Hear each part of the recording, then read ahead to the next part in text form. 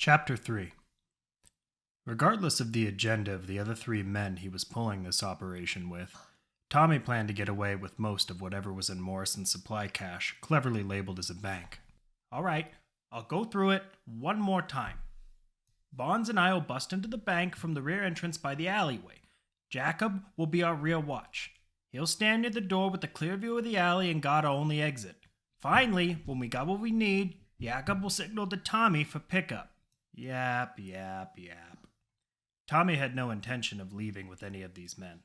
He knew alerting Morrison to the robbery was sure to cut down the number of his potential associates. It is simple. Drive, shoot, run, the burly man called Barnes said, drawing out each word with slow and heavy breaths. More passion, Barnes. We'll all be rich after this, the would-be leader, a man called Douglas, exclaimed. Hardly. Enough for a decent night out at the bar, maybe. Tommy had met these three at Alonso's. It was the typical trio of men who wanted to be thieves or mercenaries, but had no experience. An irrational idealist, the slow but strong mercenary, and the jumpy rookie. He thought they might be able to handle something as simple as this, but there were always doubts in the back of his mind. Being a good driver meant knowing how to get out of a tough situation, and he hadn't tipped off Morrison without a plan. But as he puffed on his cigarette, he began to think he'd be lucky to get out of this little escapade with his own life, let alone a few supplies. Tommy boy, why haven't you said anything? You do know what we're doing, what the plan is, right? Jacob squealed. Tommy pulled the half-done cigarette from the right side of his mouth and exhaled the smoke into the car, and turned towards his half-assed band of thieves. I got the idea, all right? Don't worry about it. His native accent was thick, and his stare was intense, though he didn't remove his sunglasses. None of the men offered any words after that. Tommy slid the cigarette back into his mouth and ran his other hand through his slick black hair before turning around in the seat. Well, let's go then. As he turned the ignition, his BMW engine roared to life. Tommy squealed the tires as he took off and slid a hand over the steering wheel as he made for their destination. He didn't care for small talk before a job unless it had a purpose. He'd rather enjoy his vices, tobacco, vanity, and the illusion of control of his fate. Every time he pulled a job like this, it was so he could eat the next day. It was a strange cycle he found himself in. He was a born wheelman, a curse he sometimes called. He often thought on what his life would be like without a difficult vehicle to upkeep in a world where replacement parts were non-existent. He thought back to his recent escapade back in Israel, trying to find a new oil pan of all things. It had not been an easy run. You guys hear about that massive rundown in Jerusalem a few weeks ago? Tommy said, trying to ease the men and befriend their trust. You think Barnes or I care enough to spend money on Morrison's news? All that shit's probably censored anyways, Douglas said. Jacob, on the other hand, spoke up. I did. It caused havoc throughout the entire city, and weren't letting anybody in and out of it for damn near 2 days. The authorities weren't sure what was stolen, but the report says they were chasing a vehicle that was headed south. Tommy heard the jumpiness in Jacob's voice. It was all nerves. Poor damn kid. That's right, all the way down to a little port called Elliott. It's a nice little place that survived the war and damn good for a drink after a long day of driving, fighting off IDF, and pulling off a successful heist, Tommy said as he flicked his cigarette out the window and let the last bit of smoke billow out from between his lips. That was you? Jacob asked, stuttering. Of course it was me. I don't know anyone else crazy enough to raid a private garage in inner-city Jerusalem and have the skills to get away. He gave Jacob a glance back. Was it me? Tommy mocked. You gotta be fucking kidding me. He turned his eyes back to the road. Had about 3 guys with me, like this crew. Guy named Anthony, who I knew from Alonso's, hooked us up with a transport there and back aboard a salvage chopper owned by his brother. Another guy, we call him Al because none of us could pronounce his fucking name, was a Saudi refugee looking to make a quick buck. Anyway, his third guy's name is Pete. What a story at this motherfucker. Some displaced refugee from the backwoods of wherever the hell looking to get some revenge against anybody who looked at him the wrong way. You guys were able to do the job, though, right? The risk was worth the reward, wasn't it? Jacob asked. Tommy smiled as he thought back to the 4 men busting through the garage doors. Get the fuck down, Al. You keep these people covered, Tommy yelled as he shuffled over towards Pete, who had a sick look in his eyes. Whether he pulled the trigger on the helpless victims or not didn't concern Tommy. It was finding the oil pan he needed for his car back in New Purgatory. You seem like someone who knows his way around a pickup, Pete. Ever seen one of these before? Tommy pulled up a picture of the part out of his pocket. Pete took it and looked at it upside down at first, then turned it right side up. Yeah, Tom. Looks like oil pan. My small, though, could use that in any of my trucks at home. Tommy was busy lighting up a cigarette while Pete was talking. All right, then, Pete. He exhaled smoke towards the scared patrons. Find it for me. Creatively, if you need to. Tommy watched as Pete went to work on the local employees, but he'd hoped they'd just give up the location. Pete started to get violent by tossing employees into desks and stabbing them with the pens they were using just 5 minutes ago. Tommy decided to check the exit. He put his back to the door. Using his foot, he lightly tipped it open to see flashing lights and police officers. Letting the door close, he reached for the lock, knowing it would only deter them for a few seconds. Pete, Tommy yelled as he motioned for Anthony to come over on the other side of the door. Wait here, Ant, he said calmly. Tommy pointed over at Al and motioned for him to take his place at the door. Then he ran over to Pete, who was hunched over a dying employee. Yeah, it's in the stock room. Pete pointed towards another door. Go grab it, I'll give these bastards a woof for. Just find us a way out of here. Tommy took off towards the stock room and began a rapid search for the pan. It didn't take long to find what he needed, but he couldn't help but notice the vast number of other parts, some new, some scavenged, that the Israelis had lying around their garage. He put this place in the back of his mind if he ever needed any more parts in the future. Tommy, they are coming through the... Anthony's communicator was cut off quickly, and Tommy began to hear gunfire and explosions ring out into the room beyond him. Within seconds, Pete had burst through the door, dragging a gut-shot Al who was still firing a shotgun, keeping the cops in cover. Leave him, there's a back door here, Tommy said, giving Pete the oil pan. Yeah, more for us, right? Pete smiled with his gritty teeth. Good knowing you, Al. Get one for me, huh? Tommy yelled as he ran back into the stockroom as they escaped through the door. Shit, alleyways. Now where, Tommy? Tommy motioned for Pete to follow him and put his back to the end of the alley. Looking over his shoulder, he saw several empty police cars behind a few IDF SUVs. All right, we got one shot at this, Pete. You're going to sprint to one of those police cars and get the hell out of here. I'll shoot the glass so you can throw the pan in there and then give you cover fire from here. Pete looked back at him, confused. Well, wait, what about you? Don't worry about me. I got family here that can take me in. Pete just shrugged and Tommy gave him the signal to get ready. When Tommy came around the corner of the alley, Pete went into a dead sprint towards the closest cop car. The glass shattered with Tommy's shots and the oil pan easily thrown into the passenger side window. Pete ran around the car and hit the ignition, trying not to pay attention to the officers closing in on him. Tommy was taking them down as they closed in, making them think twice about approaching the squad car. Pete managed to get the vehicle turned around and tried pulling up near Tommy. Ha ha! Not bad shooting, Tommy. Come on, let's go! Tommy let out a smile as he let his cigarette hit the ground. He raised his pistol and blasted Pete several times in the head and chest. With no other officers in sight, Tommy moved over to the vehicle and opened the door, letting Pete's body fall to the ground. Without a rearview glance at the place he robbed or the man he had just murdered, Tommy sped away to his hideout in southern Israel. Yeah, I guess you could say that, Jacob, Tommy replied, letting out a little laugh and pulling another cigarette out of his jacket pocket. Jacob couldn't sit still. Tommy wondered if the kid was paying more attention than the idiot and his big friend. What happened to those guys? Jacob finally asked, stuttering. You gotta be smart, kid. I made my way out of Israel with a big payoff because I paid attention and kept my head. You do the same, you might make it out with your own score one day.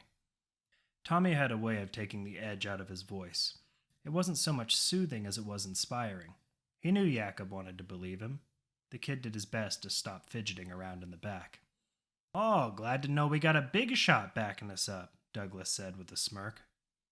I'm not a big shot, pal. Just a man who's been successful in more than a few dangerous escapades.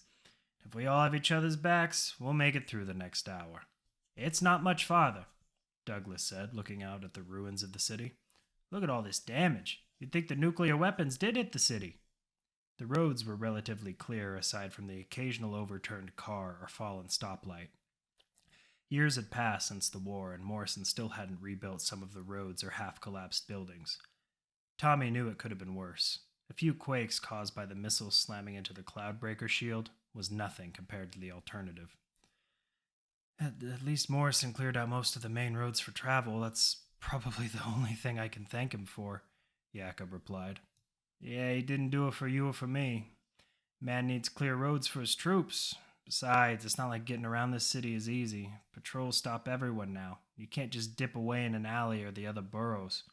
He's got Manhattan clean, but until he finishes clearing those other places, there's no use in fixing them up, Tommy said. Oh, he's clearing them out all right, Douglas said. Yeah, I'm sure they figured no one would live in those places again after they got turned into a fucking graveyard. I sure as hell wouldn't want to, Tommy replied. Looks like this is it right up ahead, yeah? That's right. All right, boys, weapons out, Douglas ordered. Showtime, Tommy said, accelerating towards his goal. Alex, can you slow down a little? Layla pleaded, knowing it wouldn't help. Layla, it's a GTO, he replied, trying to hold in his excitement, then drifting the monster of a car around the corner. She sat back into her seat with a white-knuckled grip on the arms of the chair. Layla figured she'd be used to his driving by now, but it was just reckless enough to keep her unsettled. Please? She asked, placing a hand on top of his at the stick. Alex dropped his speed and took the time to look over at her, and then the destruction of the inner city. Thank you, she said, gripping his hand. What's the plan? She asked. Well, if what Jack said is right, then Tommy's not going to stop unless he has a good reason to. Makes me wonder who tipped off Morrison about the robbery, he replied. Do you think it was Jack? Layla asked. Could have been. Maybe he thought it was the only way to slow Tommy down. It's a dangerous play, though, not sure why he would help us only to throw us away, Alex replied. He may think we can handle it. At least we have an idea of what's going on. After everything that's happened this past week, I feel like I'm going insane. Layla strained to keep her voice even. We went from living in a ransacked building exposed to the world to one of the last nightclubs in the world. All because this idealistic Marine who seems to have unlimited resources. Hard to believe his goals are aligned with ours. Alex didn't say anything. He often didn't reply right away when Layla said something that made sense, and Layla knew he was either processing that information or had already been dealing with the issues in his head. We're just going to have to take it as it comes, and be aware while we're doing it. Him being ex-Morrison bothers me enough, but he hasn't given us reason to mistrust him. He also didn't hurt you when he found you. I found him, she replied sharply. I'm simply happy you're alive. If he's been watching us for a while, like he said, then he's had the chance to jerk us around, or worse. We'll just have to be careful, Alex said as he looked over at her, then leaned over and kissed her on the cheek. What she had said resonated with him. That much was clear in his reply. She leaned over her seat and laid her head on her shoulder. This whole mission might be crazy, but we can still have fun while we're doing it, Layla whispered into his ear. Alex smiled and slammed down on the gas. We're coming up on the bank's location, but I don't see the BMW. They're probably pulling the heist right now, Alex stated. What about Tommy? Layla asked. If I had to guess, he's circling the block. Then drop me off at their pickup. I'll take out the heist team and get Tommy to come along with us. You're going to kill his friends and hope he plays along? Alex asked. Could you say no to me and a cache full of supplies? I'm sure if that's not enough, I can find another way to persuade him, Layla said as she loaded a clip into her SMG. And me? Find a way to get behind Tommy. If he doesn't feel like stopping, I need you there to get me. As they approached the pickup point, Alex came to a stop. Layla leaped out of the car, then turned, leaning forward on the passenger door. Good luck, Alex said, giving her a smirk. Layla looked back at him and winked, and then closed the door and made for the alleyway. Alex slammed down on the stick shift and motored away towards his target. A base hidden in a nightclub, a car that was extinct long before the war, and now a hell chopper? What the hell else do you have? Elias asked as the ramp to the bird closed loudly behind him. Enough to wage a shadow war if I wanted to, Jack replied as he adjusted the sights on his rifle. Still angry I didn't tell you I had one of these, Janet? Janet decided to ignore him and instead focus her eyes on Elias. He gave her a quick glance before looking away again. Janet was going to say something when Jack cut her off. "Tyler," he said, getting the younger man's attention and reaching down to tie his own boots. "Is that shit going to be enough to blow the prison walls?" "It's pure grade. The shit'll blast through anything. We've only got enough for one entry and exit," Tyler replied. "Make it work, that's all we have," Jack ordered, making sure his boots were strapped tight. "There Elias is making a big deal out of your resources, and you had to get those slabs of plastic from her," Tyler jabbed. "Janet's resources are my resources, as are your skills," Jack replied as he reached into his combat jacket and pulled out a flask. The crew looked at the scarred man as he took a long swig and then set it back in his jacket pocket.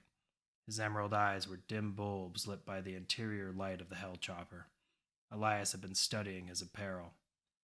Newsom claimed to have worked for Morrison, but most of his garb was black with a forest green stripe down the right arm. A bandolier fully loaded, a black utility belt with various tools and extra ammo, and he wore a modified bulletproof vest that only covered his chest but didn't look like an unnatural piece of clothing under his jacket. "Jack, you said you were ex-Morrison. Those don't look like any fatigues I've ever seen," Elias said. "Observant. It's because they're not. The green stripe was for the designation of my squad back in the old days," Jack answered. The old man sat up and caught that Elias was glaring at him. "You mentioned that you were a captain, but not of some run-of-the-mill team. Just how recognized for your work were you?" Eli asked. 5 minutes and counting," the pilot yelled into the group's communicators. "I'm sure we'll have time to discuss this later if you don't get us killed. You want to know my background and I want to help you. Do your job and I'll tell you what you want to know. For now, focus up," Jack replied, zipping up his jacket and lifting his assault rifle. Elias continued to glare, and he knew Tyler wasn't having any of it either. But for the sake of Alex's mission, he held back. "All right, old man, but do you have a plan to get this guy out?" "Of course. Tyler blows us a hole to run through and we down anyone who gets in our way. From there, we'll split up into 2 teams. One will get Otto, and the other will make a run for the mainframe for data extraction. Then we fight our way out. We'll decide the teams after we hit the ground. Clear?" the old man replied. "Hitting the ground in 2, the pilot called out. Elias pulled out a black balaclava from one of his pockets and put it on. He wore a darker jacket instead of jeans, donned black military fatigues like Jack's. He preferred being hard to see when facing an opponent in the shadows. They hit the ground just outside Liberty State Park, as did not arouse suspicion from the prison guards. "I assume I'm stuck with the drunk and finding the data," Janet said low to Elias. "Sounds about right. I'm sure the old man means to put me in my place while we fight," Elias replied. "He'll be hard-pressed." "I have an idea, though," Janet said. "What's that?" "We save some of the explosives and have Tyler blow away the console after I'm done taking as much information from it as I can." "What good does that do us?" Eli questioned. "In theory, it would open every door in the prison," Janet stated. Elias started to nod, seeing her logic. "I like that idea. Covers our escape, and we can do more than just get one guy out of prison.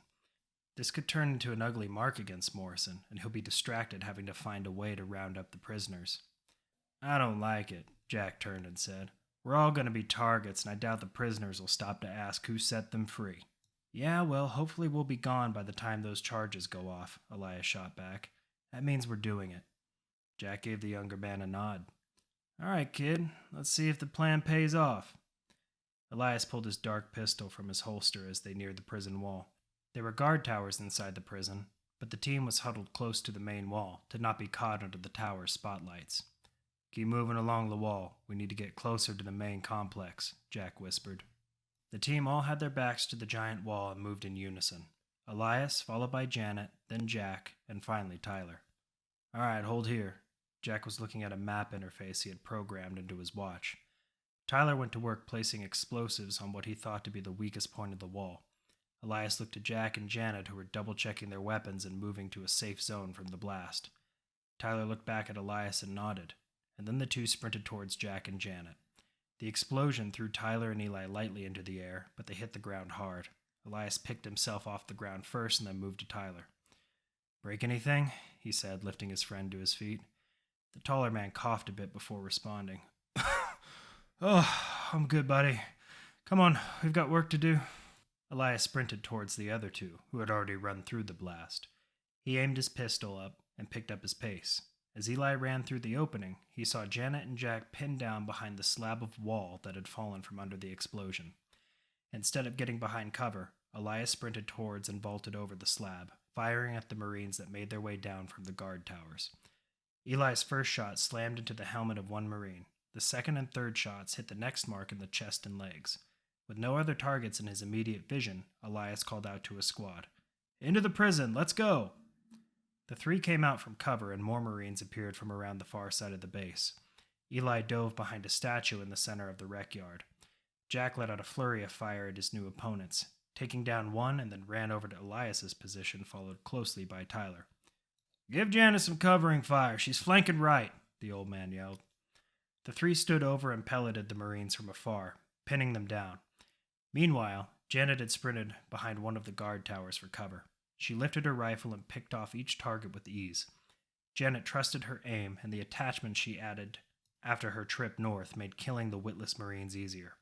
With each pull of the trigger, she ended another life until she could see no more targets in her scope. "We're clear at the entrance. I'm moving in and taking up position," Janet said through the comm. The three men ran around the statue and met her at the yard door. There were computerized locks, but nothing Janet couldn't hack through. She punched up the controls to the door panel and threw it into a hard reset. When it came back alive, it booted to a text interface. It only took her a few moments from there to find the trigger for the door lock and open it. After clearing the door and moving through a hallway, the team was inside the prison complex and surrounded by cells. Jack turned around for a moment to face the team. "Elias, we go for Otto. You two get the data." The four dispersed in two separate directions and began their hunt. Tommy drove around the block repeatedly, waiting for Jakob's signal. As a rule of his trade, he would normally spend about 30 minutes waiting around on a heist before losing the gig. While only 15 had passed, he was getting suspicious at the lack of comm chatter. "Jakob, you almost finished in there or what?" he asked over the comm. Several minutes passed with no reply. Tommy reduced his speed, but took to the block again. This time, though, he noticed a black vehicle behind him. "Jakob, Douglas, Bonds. For fuck's sake, someone answer me," he yelled. "Tommy, get out!" Douglas's voice. "We've been ratted out! There's a girl, she's..." Gunfire followed his speech, and then the comm went dead. Shit," Tommy said under his breath. He looked up at the rearview mirror. The black vehicle had disappeared after he turned a corner. "Just one more pass." The back alley was perfect for moving undetected. Layla bounced behind everything she could possibly use as cover. Alley walls, dumpsters, boxes, until she moved close enough to the rear entrance of the bank. She saw a lone man standing watch just outside the door. She waited a few moments, watching him until he reached into his jacket for a cigarette. She moved closer until she felt like she had a good shot. Layla lifted her submachine gun and let out a flurry of rounds aimed at the man's knees. The man couldn't react fast enough, and within seconds, he was crawling with his arms and crying out in pain. Layla walked over to him and put a knee in his back, lifting him up by his hair and placing her SMG against the man's neck. "Open your mouth and I'll pull the trigger. Then this heist turns into a massacre. Where's your team?" Fuck you! You have no idea what you're getting yourself into!" the man cried out. Layla was smart and had hit the button on his comm before he cried out. She put a few more bullets into him and let loose of her grip on his head. She knew his friends would have at least heard the gunfire. Two men bounded out of the entrance, training their guns on Layla, all the while sighting the corpse of their fallen friend. Layla noticed that they were carrying bags slung over their shoulders filled with what she assumed to be ammo and cash. "Tommy, get out! We've been routed out! There's a girl, she's..." Layla cut the smaller man off by shooting him in the gut, and then rolled to her right, delivering rapid fire toward the larger man, knocking him off his feet but not killing him. She sauntered over and kicked his pistol out of his hands, and then fired her gun into his chest. Layla rounded up their bags and started on her way down the alley. She didn't relish in killing. Murder, as prevalent as it was in the New World, was not something Layla had grown accustomed to. But in New Purgatory, many had grown used to using it as a first and last solution, and anyone on the defensive was forced to reply in kind. As she hefted the bags down the alley, she thought back to the bombings. This is human nature. The hard reset didn't end us or war. It just brought it all back to a smaller scale. Less devastating weaponry, and a smaller body count. She couldn't change what happened all those years ago, or even the last 5 minutes, but she could hope that Tommy wouldn't react the same as the men she had just gunned down. The sound of Douglas's screaming shortly before the gunfire was enough to make Tommy want to run. What bothered him was that this wasn't Morrison. There were no APCs around, so he wondered who was crashing his heist. His mind was getting the better of him. The thought of a potentially dangerous female whose balls were as big as his own, and the prospect of a whole lot of loot, seemed a hard idea to pass up.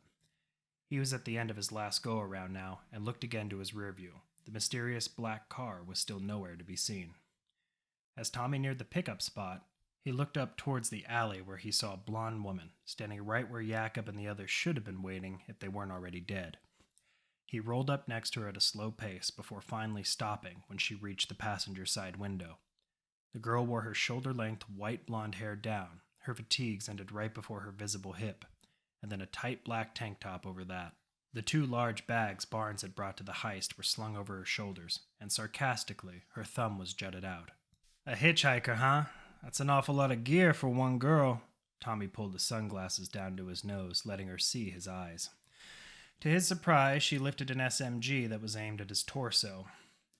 "You can be a pig or a gentleman. Doesn't matter, but I'm here to help you," she replied. "Well, you'll have to excuse me if I call bullshit. You see, when someone points a gun at my head, I doubt they're thinking about my well-being," Tommy responded, pushing his glasses back up. "I'm just making sure you hear me out. Now unlock the door. We don't have a lot of time." "Oh yeah, why's that?" he said, reaching across the passenger seat and pressing the button. "How the hell does she know trouble's coming?" "Morrison, you know how to get to Liberty State Park?" she asked, throwing the bags in the back row of seating. "I'd rather not make it easy on them and drive myself to prison," he replied, looking back at the SMG still aimed in his direction. "Course, it looks like I don't have much of a choice." "No, you don't," Layla replied. "That's going to be a recurring theme, I'm sure." He was about to ask her what she meant, but looking into his rearview mirror, he saw the black vehicle had reappeared, though now it was right behind him. "No fucking way," he said in a faint voice as he began to accelerate. Tommy turned his head to see the girl sitting with her back to the door and the gun still aimed at him. With her free hand, she reached into her bandolier and grabbed a hand-rolled cigarette. "Help a girl out?" she asked. Tommy reached into his jacket and pulled out an old lighter, igniting it and extending her arm out towards Layla. She lit her gun a cigarette, never letting the gun drop to her side. Tommy pulled his arm back, pocketing the lighter. The gun no longer mattered. He was too focused on the vehicle trailing him. "69 Pontiac GTO, she said, noticing him obsessing about the car. "Yeah, and who's the angry guy behind the wheel?" Tommy asked, realizing his own cigarette had gone out, before tossing it out the window. "You shouldn't be worried about him. You should be worried about me," Layla said as she lowered her SMG, and with her other hand offered him a hand-rolled cigarette. He held up a hand. Tommy didn't have a taste for the shit the dregs rolled on the streets. "No thanks," he said as he patted his pockets, looking for another pack of cigarettes. "You know, you ruined my plan back there. If you hadn't have shown up, I'd probably be a lot richer right now." "Or more likely you'd have a Morrison rifle pointed at your head," Layla shot back. "I doubt it. I'm the one that tipped them off about the mission," Tommy said mockingly. Layla raised her SMG again. "You sick son of a bitch. You were planning on leaving your team there so you could make off with the supplies." Tommy laughed until he found a near-empty pack of cigarettes in the center console. He reached down and pulled one out and plucked it in his mouth. "That's right. Only you killed him for me. What's that make you?" he sneered as he lit up a new smoke. Layla didn't say anything. Tommy was right. She killed the first man in cold blood. It wasn't a surprise the other two had attacked her. She wanted to tell herself it was for a purpose, but now was not the time. Tommy watched as the GTO easily overtook him, but then slowed its pace. "Follow the GTO," Layla said, letting out a sigh and letting up on the SMG. Tommy could tell what he had said struck her emotionally. She certainly didn't seem like a crazed killer. He boiled it down to deflecting her fear of whatever they were heading into against him. Before you tell me what this is all about, can I get your name so I'm not at a disadvantage here?" Tommy asked. "Layla. We're putting a team together for a job, and this old Marine named Jack had you on the list," Layla said as she stared out the window. "Jack Newsom," Tommy said slowly. That fucking relic is still alive. As if he is, the only list I'm on involves my head. Not anymore. Otherwise, we wouldn't be having this conversation. He spoke highly of your ability to drive and fly. He's also willing to pay. All the free gear and supplies you could hope for in the meantime. That includes this little haul. Layla jutted a thumb to the back seat with the bags. Great, but when an offer sounds too good to be true, Tommy's voice trailed. It is. We're going to take down John Morrison in his tower, Layla answered. Tommy thought he'd heard her wrong at first, but when he glanced and she didn't return the favor, he knew she was serious. Sounds absolutely fucking suicidal. What makes you think I'd want to help you with that? Tommy asked. Jack keeps good records on people he wants. You're a man who can't resist a good rush, a good drink, and the chance at a fortune. If you help us take this guy down, you'll become a legend. She wasn't over the top about it, but Tommy had to give her credit. There was one prospect anyone could sell him on. It was one of money. He had started the day with an odd feeling in his gut. Now he was enjoying the process of going from one crazy adventure to another. Another part, deep in his mind, relished the chance that he now had a better opportunity to strike out against a man he felt forced him to steal for a living. Who am I kidding? I'd have done this in the old world too. Well, that is a lot to turn down. Any other perks for signing on? You get to live in a nightclub, the drinks are free, and you can say you put down one of the 6 most powerful men left in the world, Layla said as she clicked a fresh clip into place. And just like that, Tommy knew then she was never going to shoot him. Stupid mistake on my part. Doesn't matter now, though. And one hell of a story to tell, Alex cut in over the car's comm. The other driver? Tommy asked. That's Alex, Layla said. Sync your communicator with ours so we don't have to use a loudspeaker. So how do you get a car like that into New Purgatory these days? Alex asked as Layla toggled a button on Tommy's watch, switching his frequency over. Shit, kid, I could ask you the same thing. By cutting people down when they trust you the most, Tommy replied as he gave Layla a smirk. Oh, our little family is just going to love you, she replied. Folks usually do. Tommy pressed hard down on the throttle, pushing them both back in their seats to catch the GTO. It was difficult for Jack to keep up with Elias. The younger man moved quickly and quietly so the guards never saw him. Jack preferred taking his enemies head on. 3 hostiles up ahead. I'm going to try to get behind them, find some cover, Elias said through the comm. Eli bounced between large ration crates that looked like they had been moved around before the explosion. He wondered about the lack of guards for a prison of this size. Elias moved behind a few of the crates and whispered into his comm again. On your mark, Jack. Jack lined up a headshot with his scope and took a short breath, exhaling as he pulled the trigger and drilling the guard farthest from Elias just below the throat. Jack receded back into cover while the remaining guards began returning fire. From behind the crates, Elias kicked the back of one of the guard's thighs and grabbed his chin, using him as a human shield. Elias fired his pistol into the chest of the other guard, who was too hesitant to fire on his ally, and then pushed the human shield's head to the right, and with all the force in his body, pulled left, snapping the guard's neck. Jack had jogged over just in time to see the exchange. Ruthless, the old man commented. Wouldn't you be? Elias offered. 2 more guards appeared to be coming down one of the long stretches of hallway that housed the cells. Jack fired 2 quick rounds into both, quickly ending the threat they posed. I already am, the old man answered. The 2 continued to move down the cell block, but Elias thought this was too easy. He had expected more resistance. Pretty empty prison, Elias noted. That's the reward of prudent planning, the old man explained. Most of the prisoners are out in the rec yard, but on the opposite side. That's why I had us crawl across that damn wall. Guards are too busy trying to keep the prisoners outside from coming in. They don't want a riot to start because they see us shooting their men. But if Tyler comes through, none of that'll matter. Jack moved ahead of Elias and then stopped at the cell barricaded more heavily than the rest of the cells. The bars were covered in plexiglass on both the interior and exterior. The side from his angle was shaded, which meant it was a 2-way mirror. This is it right here, Jack said as he pulled a key out of his bandolier and began to unlock the cell. Why do you have a key to a Morrison prison? Elias asked, not willing to let Jack's past go. Not right now. If you want this guy to come along, we gotta make it look like we trust each other, Otherwise, he won't buy in. Eli didn't respond. He didn't want to be here in the first place, but he knew that this mission wasn't about him. Jack pulled the doors open, and a loud screech ensued. Elias assumed the doors weren't used very often. The cell was lit by a few candles. The overhead light had been shattered and ripped off its hinges. There was an enormous, pale man sitting motionless on his bed. His hair was long and gray, but he had no beard. His face was covered with all kinds of grave scars that could tell stories of some against-the-odds mission gone right and wrong. "Elias, I'd like you to meet Otto," Jack said, extending an arm as if he was showing off a car. "They call me the convict now, Grim." "Kids still call you that, right, Jack?" "You old piece of shit," the prisoner said.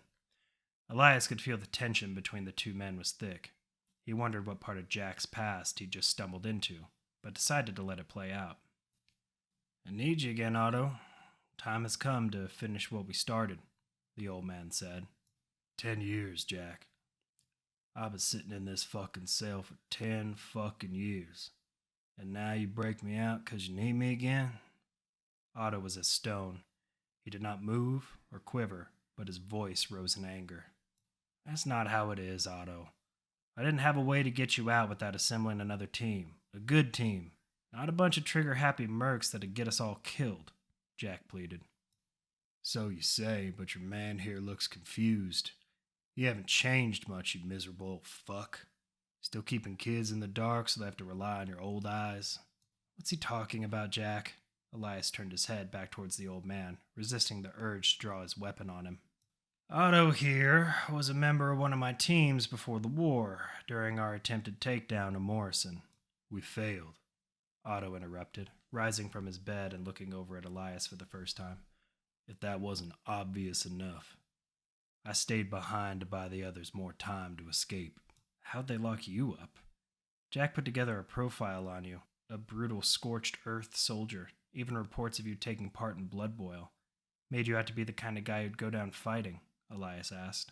Otto turned his head towards Jack. "Seeing Jack here all these years later makes me wish that I had. Might have taught him something about trust." The convict pushed by Jack and over to Elias. "You as quick with a gun as you are with your mouth, merc?" "It's Elias. Whatever problems you have with Jack, you can sort out later. Right now, we need to get you the hell out of here, or we're going to get swarmed by guards." Jack pulled his pistol out of its holster and passed it to Otto. "I don't think so," Otto said. With one hand, the large man grabbed Jack's assault rifle and pulled it from his grip, leaving the pistol to the old man's empty hands. 10 years, he reminded Jack, and then nodded towards Elias. "Let's go." "Hey, would you hurry up and get those fucking files? Morrison's got half his army coming through this hallway," Tyler yelled. He was hunched over a console that displayed a 3D map of the prison complex. Signals representing guards moved at a furious pace towards their position and control, while Janet was cracking into the prison's mainframe computer. "Shut it. Don't pretend like this is easy. Just make sure your explosives are set," she snapped back. Janet was typing furiously at the console, trying to bypass coding to get to the heart of the computer's database. Tyler instead ran towards the entrance to the control room, checking his corners and waiting for guards. "Oh, they're ready," he replied. Janet was staring down at the console as file after file downloaded. She had found more than just shipping and prison manifests, however. There were lists of weapon caches, raids planned on gang holdings in local sectors, and a few dossiers on Morrison's top generals. All of it would mean nothing if they didn't get out alive. Janet heard Tyler firing his rifle. Guards were starting to close in on their position. "That hallway is a killing ground, Tyler. We need to find another way," Janet yelled as she grabbed her data disk from the computer. "Maybe not less. Look at this." Tyler kicked over an ammo box full of little black grenades. "Stingers," he yelled. Janet grabbed as many as she could fit into her bandolier. She had a love of a grenade's ability to end a fight, but the Stinger could create space and had a farther range than the standard explosive. She pulled Tyler back into the control room and rolled 2 Stingers down both sides of the hall. The 2 successive pops sent 60 spiked steel bearings in all directions, slamming into guards. Tyler was physically exhausted from the firefight and slumped behind the wall he'd used as cover. He pulled out his flask and forced down a few gulps. He was sweaty, tired, and ready to make all the trauma go away. Janet looked down at him. He could see that she was excited by the killing power of their newfound weaponry. That shit will make you feel older than you really are, Ty. Janet offered a hand to help him up. I never thought I'd be fighting an all-out war. Shit, he huffed. He took her hand and stood, stretching out his back, then pulled out the detonator from his pocket. You think that info will help? Tyler asked, starting down the hall, with Janet right behind. More than I thought. Morrison likes to hide his dirty secrets in various parts of his empire, but there's enough here that we can use, she replied. As they walked through the hall, the pair glanced at all the mutilated bodies caused by the bearings. Some of the bodies had pieces of shrapnel sticking into them, blood leaking from each individual wound. Other bearings that had not found their targets were lodged in the walls. Blood gave the flooring a new shade over the dull gray. Without a moment of notice, alarms began blaring throughout the cell halls, and the faint sound of gunfire could be heard from the furthest areas of the prison. There's about 7.5 dead here. The rest are probably on our guys, Janet noted. The pair rushed down the hallway, past cells full of prisoners who were shouting and confused as to what was going on. Once they were far enough away from the control room, Tyler blew the console and the explosion rocked the prison. The creaking sound of dozens, if not hundreds of cells opening, drowned out the alarms and gunfire. Elias, Jack, and Otto had made it out of the prison and were hunkered down behind one of the guard towers. From cover, they watched the guards and prisoners who seemed intent on slaughtering each other. Those who made the mistake of moving too close to their position were shot down or snatched up by Otto, who took his time pulling them behind cover, and then lifting them into the air like rag dolls before snapping their spines or necks with ease over his knee. Elias and Jack tended to their own minor scrapes while taking their pot shots, and then Jack made the effort to get into contact with Elias over the comm. It's bad, Alex. No chance of getting the hell chopper back here for extraction. We're not even sure where Tyler and Janet are. The old man did his best to yell over the hail of gunfire. Fuck. Do you have Otto at least? Alex responded. Copy that. We're holding out behind one of the guard towers. Our exit is in sight and the guards are too busy to flank us right now. The prisoners and Marines are fighting each other right between us and the exit. As soon as they regain control or send down a real squad, we'll be pinned. We're 20 minutes out, Alex yelled. Take the bridge to Liberty Park. That'll be your fastest route, the old man said. Jack, that bridge is collapsed, Alex replied. Just trust me, kid. Jack closed his comm and moved to the right of Otto, and spray fired a clip in the general direction of a mass of guards and prisoners, bringing as many as he could down. Despite unloading an entire clip, there was still a legion number of prisoners. Some were even picking up the fallen guards' weapons. What the hell happened to the bird? Elias yelled, blind firing around the corner of the building. Don't worry about it. Alex will be here, Jack yelled. Tommy, do you see that smoke across the old bridge? Alex said over the comm. Tommy looked out past the road and saw smoke just before the horizon. Yeah, what about it? He looked over at Layla, who shrugged. Jack's hellchopper isn't coming in for extraction. We're the new rescue team, and that means we're going over the bridge. Layla's relaxed expression turned to shock. You know as well as I do the bridge to Liberty Park is out, Layla yelled into the comm. Alex didn't respond. Layla turned towards Tommy, who gave her a quick glance and slowed his pace. If the bridge is out, I'm not following you to your death, Alex. That's fucking stupid, Tommy said. You shouldn't be slowing down. Alex was accelerating faster towards the bridge. You're gonna drive off the damn thing, Tommy yelled into his comm. If you don't get your ass moving right now, the rest of the team is going to die. Alex let his comm go dead, and the GTO was almost at the bridge. This time Tommy didn't even bother to look at Layla. He slammed on the gas, hurrying to catch up to his new compatriot. Alex was pushing the GTO to its limits, with the speedometer pushing past the red. Tommy didn't seem to have a problem keeping up, but he was chasing a man driving like he was trying to escape hell. Why the bridge? Alex kept asking himself. Alex wished there were other roads available, but he knew that after the war, many of the subway stations became caved in, and there was no salvaging the underground railway. Morrison instead focused on reinforcing the bridges for troop and supply movement. He was headed towards the Holland Bridge that had led directly to Liberty State Park. However, it was widely known that the bridge had been destroyed years ago to prevent easy passage for escapees. Alex looked down at his comm system and shut it off. He had left Layla in the hands of another man, and if this all went wrong, didn't want to have to hear her screams. There was nothing left in front of him but a quarter-mile and an empty bridge, a bridge missing its center. I'd never steer you wrong, kid. Yeah, we'll see, Alex said to himself. He pushed down hard on the pedal and let the GTO motor run wide open. Sweat fell down from his face as he reached the start of the bridge. Alex was pushing 120 miles per hour with nothing but a dead end in sight. The ground came up from under him, and he was soaring in the air. His eyes were closed, and he held his breath in. But then Alex forced his eyes open to look at the sky one last time, hoping to see it again. The motion of the falling car made him clench his hands hard on the wheel. A moment later, the car smashed hard against the asphalt, but continued to move forward. He could feel his heart slamming in his chest. "Shit!" he called out. He controlled himself enough to slow down at the end of the bridge and wait for Tommy, whose BMW came bounding over the bridge.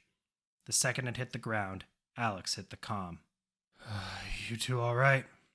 He could hear the shakiness in his own voice. Yeah. His suspension held up. Nothing's broken. What about you?" Layla replied. "Nothing I can fix now," he said as he looked in the rearview mirror. There was a sizable gash on his forehead. "Just try to keep up with me. I'll try and get Jack back on the comm. They were pinned down when he last contacted me." There was a pause before Layla responded. "Did you know about the ramp?" "No. I guess Jack found another use for his bird after all," Alex replied as he fiddled with his comm, trying to get the old man on the line. "Jack, we're inbound. Tell me you aren't all dead yet." "Yeah, not quite. Jen and Tyler caught up, but we're stuck against the prison wall at the hole we made getting in. Maury's men must have gotten most of the prisoners under control," the old man said into his comm. "Last stinger!" Janet yelled, tossing the shrapnel grenade towards a group of Marines attempting to rush past their defenses. "Either that or killed them. We're almost there. Just make sure you're in position for a quick pickup. We don't have the weapons to take on what Morrison will be sending this way," Alex replied. "No shit.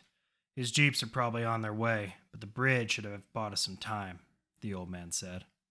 "Well, hopefully we don't get flanked while we're making an exit," Alex responded. Jack peered around the corner of the wall and fired a few quick shots that stuck one Marine in the chest. "Elias, we're not going to be able to hold this position for long. How many more are coming?" Jack yelled into his communicator. He had lied about everyone being on the wall. Elias had remained inside the base, sneaking atop of a cleared guard tower and picking off snipers and Marines that attempted to move in on his allies. "Too many," Elias responded quietly. He used a fallen sniper's rifle to drill 2 more Marines heading towards the hole in the wall. Another rushed, but the rifle clicked as Eli lined up a shot. No more ammo. Elias left the rifle and made way for the outcropping ramp and dropped below the railing to remain out of sight. In the shadows, he looked down at his pistol. 3 rounds left. "Jack, I'm low on ammo, and it looks like they know there's a sniper in play," he called out on the comm.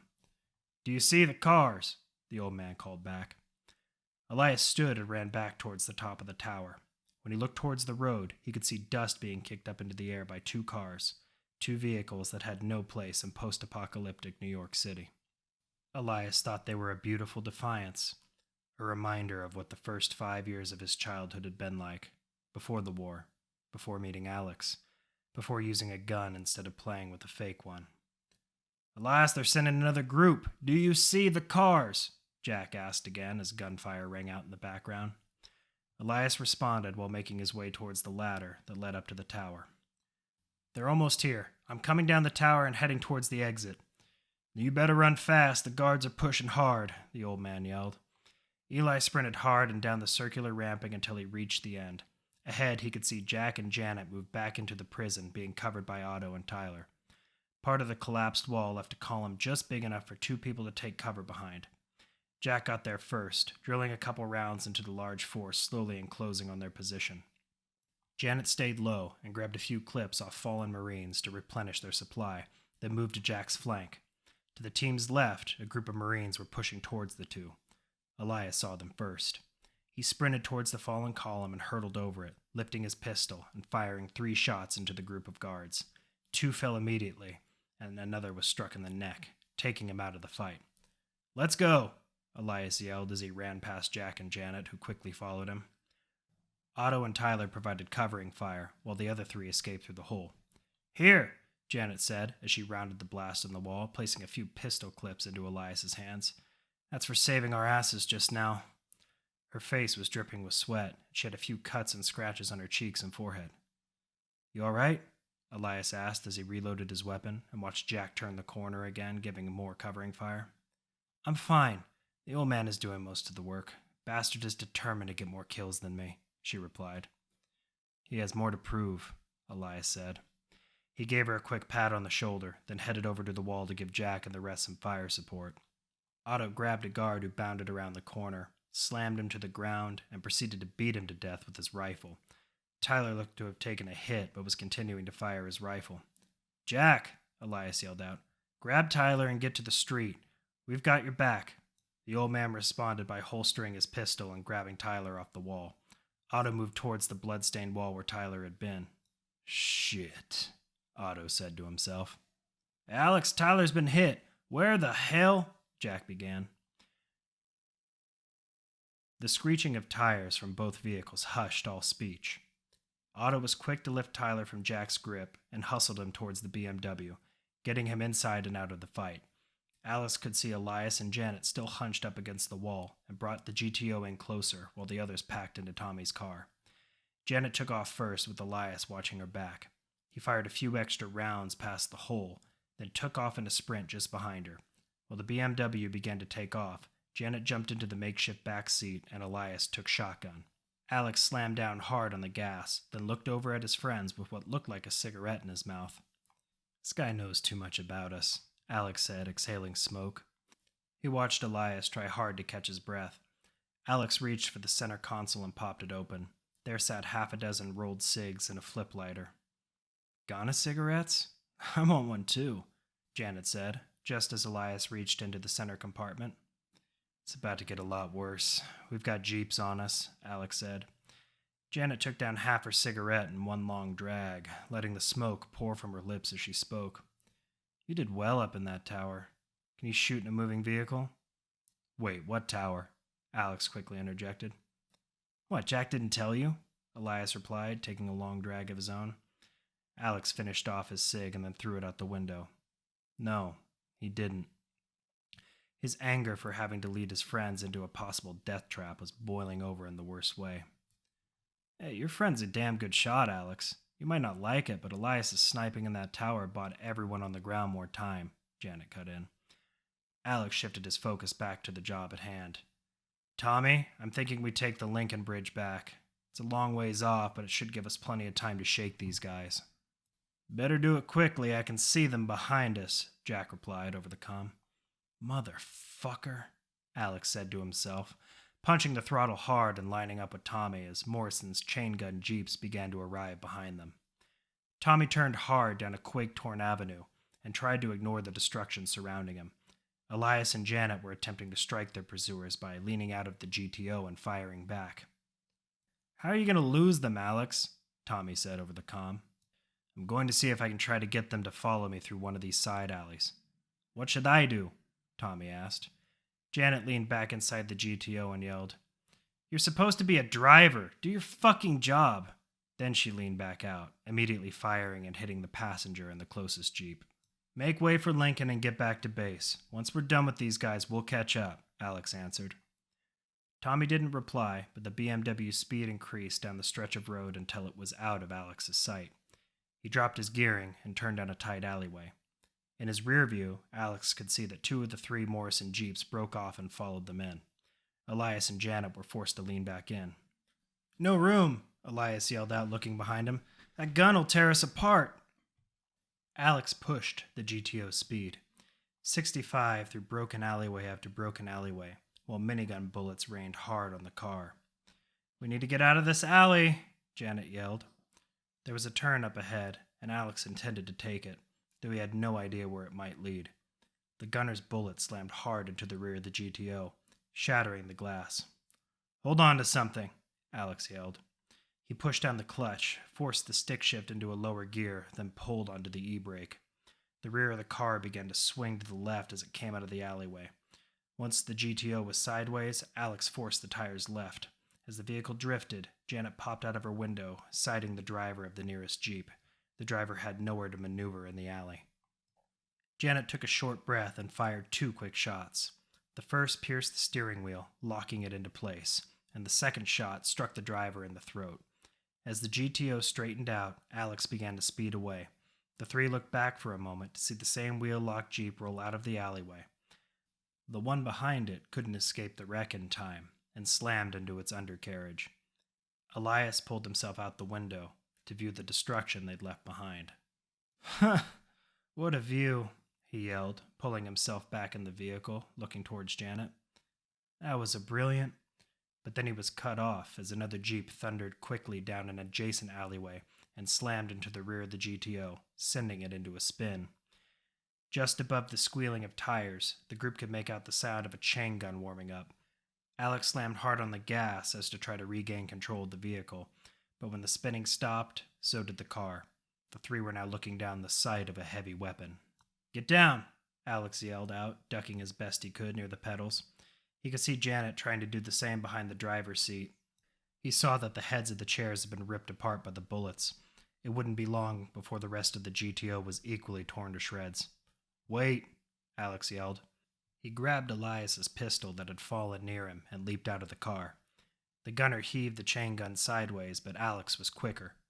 He lifted and fired the pistol, drilling the driver and passenger before they could leave their seats, then threw his back into the Jeep and shuffled until he was behind the gunner.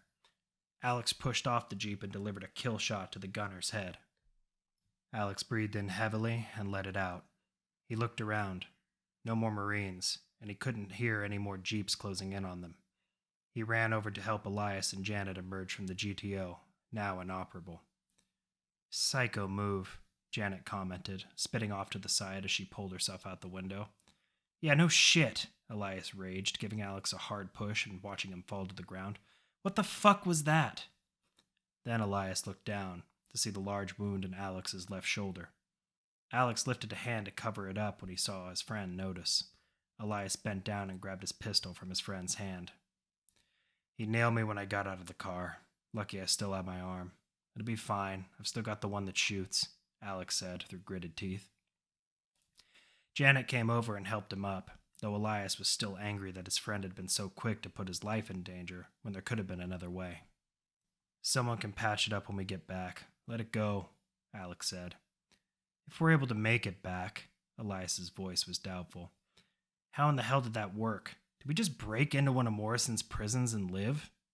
"Ugh, robbed one of his banks, too. That's better than blindsiding his patrols," Alex groaned.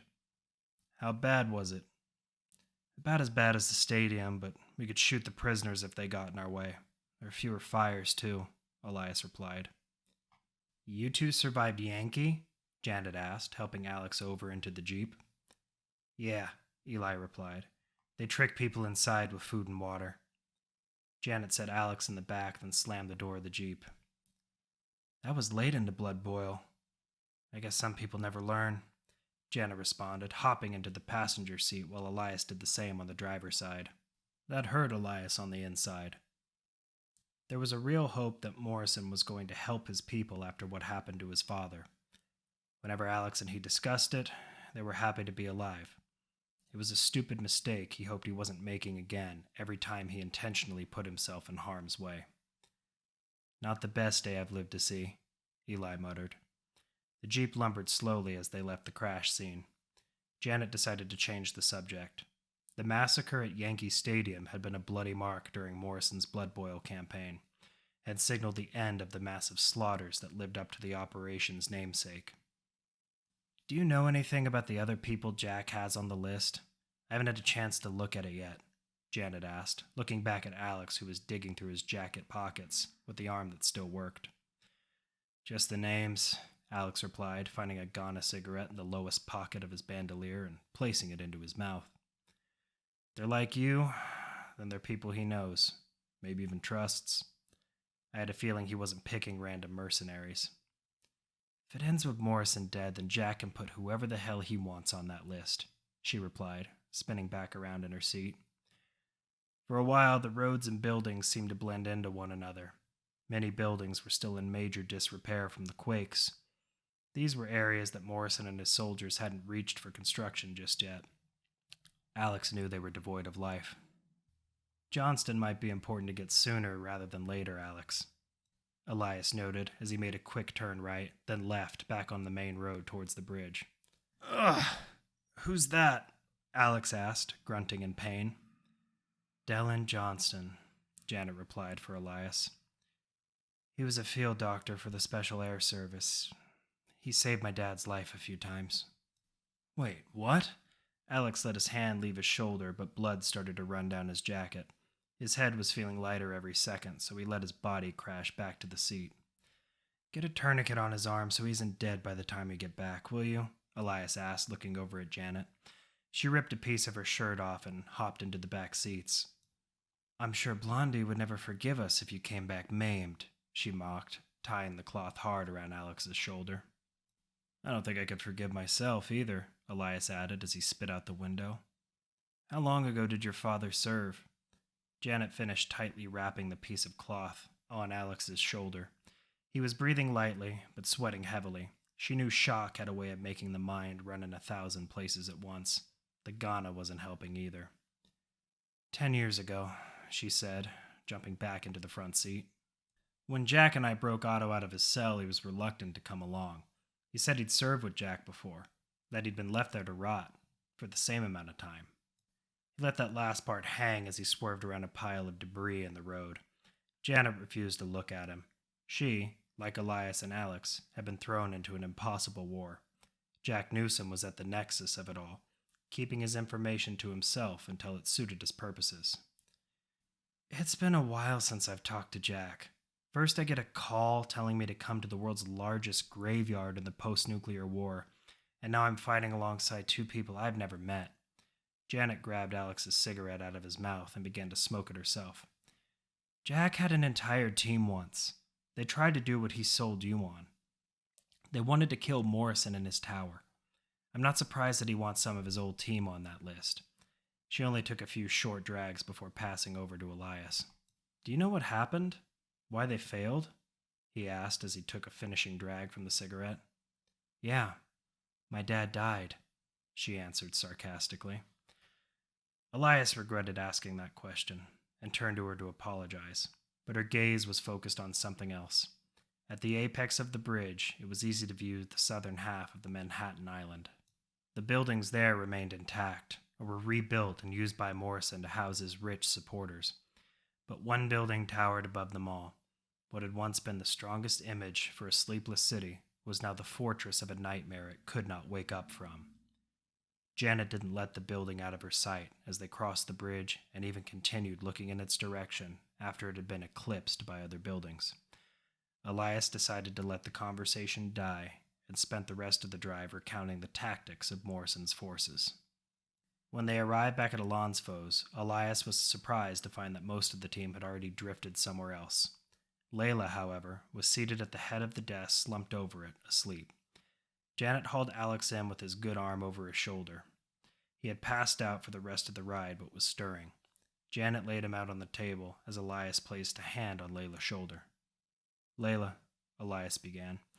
She threw her arms up and was about to push him back, but Elias latched onto her wrists, immobilizing her long enough to recognize who was in front of her. Scared me a bit, she said, lightly pulling her wrists away and looking towards the table. The realization that it was Alex hit her slowly. She ran over to the center of the table where he now lay. Janet was looking through some equipment tables for medical supplies. What happened? Her voice anxious. Jack's gonna be disappointed. Alex let out an exhausted sigh, then reached into one of his pockets and pulled out the keys to the GTO. They slipped through his bloody fingers and hit the table.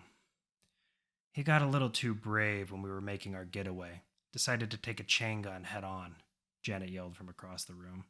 But if you think this is bad, you should see the gunner.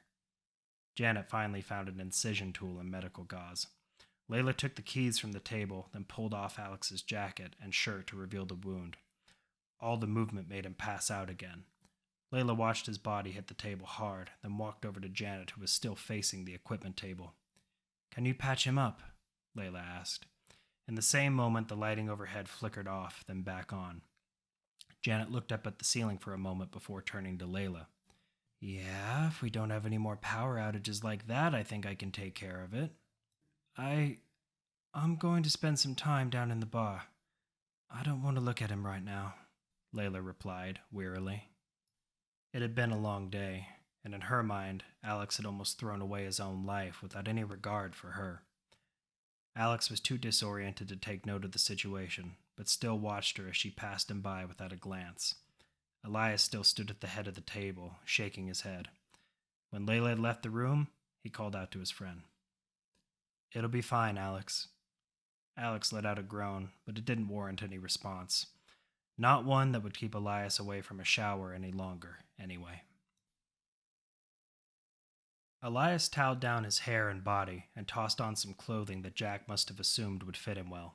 Old, stone-washed jeans, a dark long-sleeves thermal, and a black peacoat in far better shape than his old one. He had a room once, though many of the finer details he could no longer remember. There were bookshelves lined with priceless pieces of history that reminded him of the ones his family had kept. He grabbed one and looked at the cover. It was a biography of Abraham Lincoln's life. He smiled to himself, placing it back upon the shelf. Elias made his way out of the room, where he saw Alex still laid out on the center of the table. Tyler and Otto had found their way back upstairs and were arm wrestling at the edge of it. Elias pulled himself into a seat next to Tyler, who was too focused on trying to beat Otto. Tyler, he's twice your size. It's not the size of the glass, Eli, it's the alcohol content, Tyler let out, voice strained and breath stinking of hard alcohol. They should put drunken logic like that on shot glasses, Janet piped, weaving stitches into Alex's arm.